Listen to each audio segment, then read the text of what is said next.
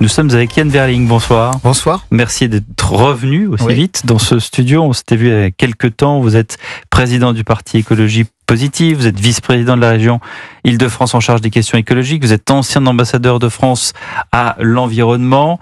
On va parler bien sûr tout à l'heure de la canicule, de la climatisation, où tout d'un coup il y a eu un spread, comme on dit en bon français, sur faut-il climatiser, faut-il tout climatiser, faut-il faire une loi sur la climatisation gratuite, etc. D'abord quand même sur la polémique du jour, avec ces trois co-signataires qui sont François-Xavier Bellamy, Julien Aubert et Bruno Retailleau, sur moins de subventions, ou voire plus du tout de subventions du photovoltaïque et de l'éolien, pour plutôt privilégier le nucléaire. Quelle est votre position, vous, là-dessus, Yann Verling ? J'ai le droit de dire des choses un peu compliquées ? Ouais. Parce que c'est pas si simple que ça. La réalité, c'est que pour moi, il y a des choses qui fonctionnent plus très bien en matière de renouvelables. Par exemple, le solaire, aujourd'hui, c'est 100% de panneaux chinois. Je pense donc on a le carbone, l'empreinte carbone avec. On a l'empreinte carbone qui va avec, et surtout on n'a pas la souveraineté. Pour moi, la priorité aujourd'hui, c'est de rebâtir une filière industrielle du solaire en Europe. Et ça, aujourd'hui, on l'a abandonné. Mais est-ce que c'est encore possible ? Il faut s'y remettre. Il faut s'y remettre. Ça, c'est du yak à faucon, et vous le savez aussi bien que moi. Mais c'est des investissements qu'il faut faire maintenant, des soutiens qu'il faut faire maintenant. Faut pas laisser tomber, parce que de toute façon, le solaire, c'est pas fini, ça va continuer. On rattrapera jamais les Chinois, c'est pour ça que. Je sais pas. On a essayé des trucs et on l'a laissé tomber. Et je crois qu'il faut pas abandonner. De toute façon, faut pas abandonner cette histoire. C'est une question de souveraineté. On peut pas arrêter. Et sur l'éolien. Et l'éolien, le sujet, c'est que c'est une filière industrielle qu'il faut pas laisser tomber. Donc moi, je suis pas pour arrêter du jour au lendemain comme ça. Mais on produit aujourd'hui trop d'électricité en France. C'est ça le sujet. On surproduit de l'électricité en France. Donc, est-ce qu'on arrête la machine ? Et on peut pas l'exporter. Et on peut difficilement l'exporter, mais pas assez, pas suffisamment en tout cas. Et aujourd'hui, il y a une forme d'embolie. Donc, mais il y a quand même une prospective à 5-10 ans où il faut pas se priver des outils de production. Alors, bien sûr, le nucléaire. Il va falloir qu'on finisse par les sortir, ces nouveaux EPR. C'est un peu compliqué à démarrer. Et puis, il faut garder en main l'éolien en main. Donc, vous êtes plus sur la position d'Emmanuel Macron qui dit Pas que d'Emmanuel Macron. Il faut garder quand même le renouvelable et continuer à produire du nucléaire, plutôt que Bruno Retailleau qui, lui, par exemple, dit non, il faut stopper les subventions. Oui, parce qu'il fait l'analyse que je fais, Bruno Retailleau. Mais en même temps, il va trop fort. Il va trop fort. Donc, encore une fois, je pense qu'il y a des sujets dans le renouvelable qui sont compliqués. Je vous dis, la souveraineté sur le solaire et l'outil industriel qu'il faut pas casser, parce qu'il va falloir qu'on en ait besoin à l'avenir. Mais à l'instant T où je vous parle, on produit trop d'électricité, c'est vrai. Gabriel Cluzel. Oui, parce que c'est ce que j'avais compris, c'est-à-dire que même en matière de nucléaire, nous sommes surcapacitaires et l'électricité ne se stocke pas, donc il faut bien l'écouler d'une façon ou d'une autre, et même c'est un coût c'est un coût de surproduire. Ça paraît assez contre-intuitif d'ailleurs. Donc on comprend pas bien de ce fait cette espèce de haine contre la climatisation. Vous savez, ça a été la controverse de ces derniers jours.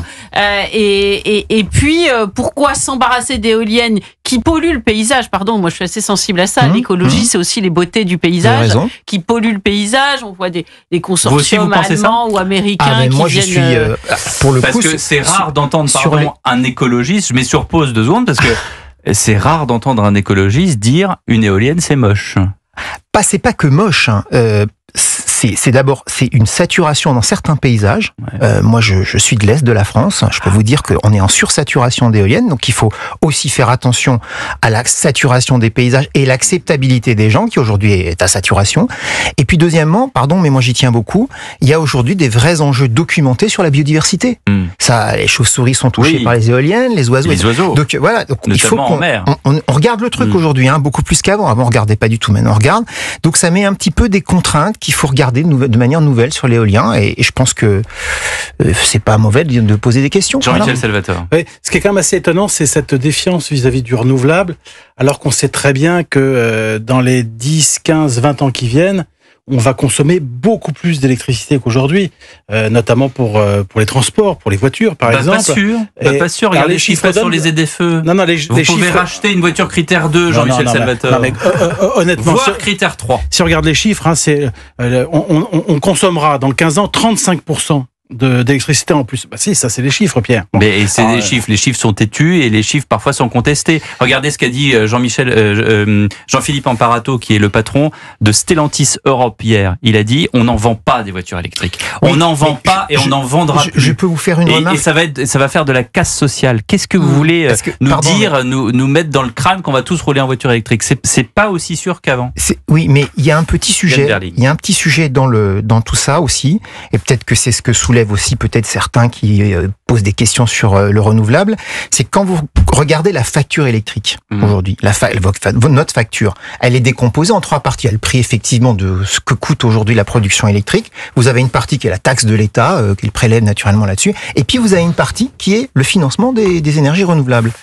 Et cette partie-là aujourd'hui, et ces 3 parties ensemble font que le prix de l'électricité est très élevé, trop élevé. Et c'est le serpent qui se mord la queue. On veut électrifier les usages, les voitures, des pompes à chaleur, de la climatisation, etc.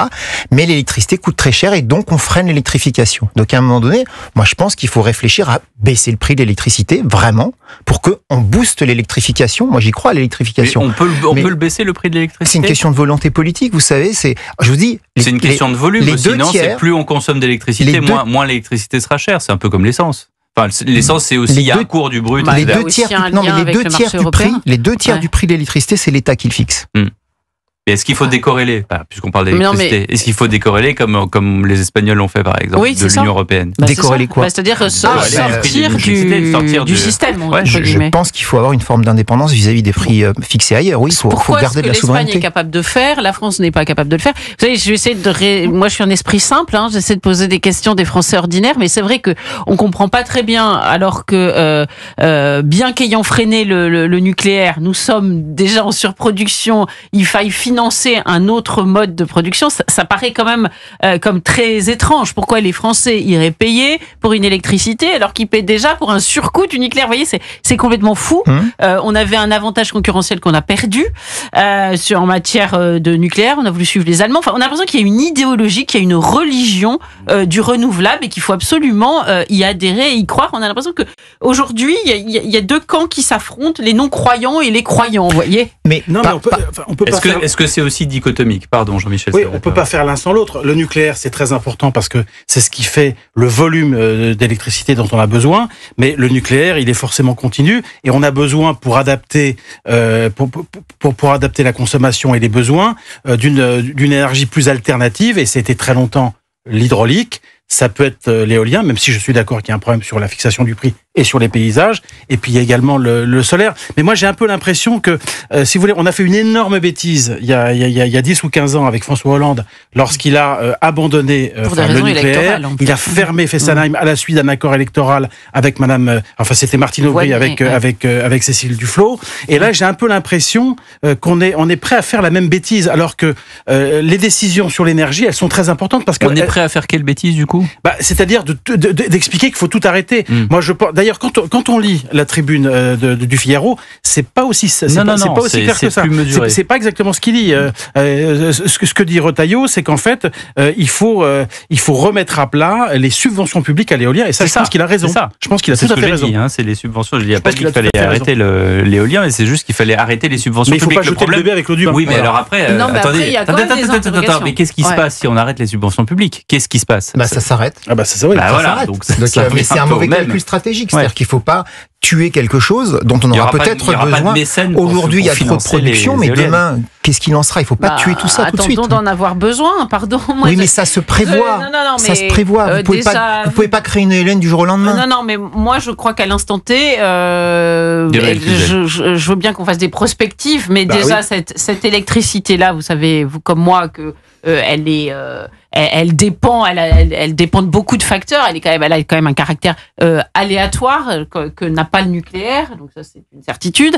Et par ailleurs, moi, pour connaître bien ce qui se passe actuellement dans les campagnes, j'avoue que je suis extrêmement choquée de voir des grands groupes allemands. On en a beaucoup parlé à propos de Jean-François Copé, celui qui est défendu par Jean-François Copé, mais il y a aussi des grands groupes canadiens qui viennent à l'assaut de petits villages qui sont dans la misère. Les maires savent pas comment financer tout ce qu'ils ont à faire finalement. finalement, qui se font amadouer, des paysans aussi, qui se retrouvent avec des éoliennes épouvantables. On a parlé de l'extérieur, mais il y a la structure aussi. Je pense que c'est quand même... Oui, j'ai installé une éolienne et je vous donne de l'argent. Voilà, bon. et ma maison immédiatement de sa valeur, parce que la vue est affreuse. Enfin, et c'est vrai que tout cela, c'est quand même un sujet qui me paraît autrement plus sérieux, trop sérieux pour être seulement réglé par des gens à Paris. Voilà. Il nous reste 2 minutes et je voudrais avec Yann Verling, et je voudrais quand même qu'on l'interroge sur l'effet clim. Qu'est-ce que vous avez pensé ? Il y a eu la canicule.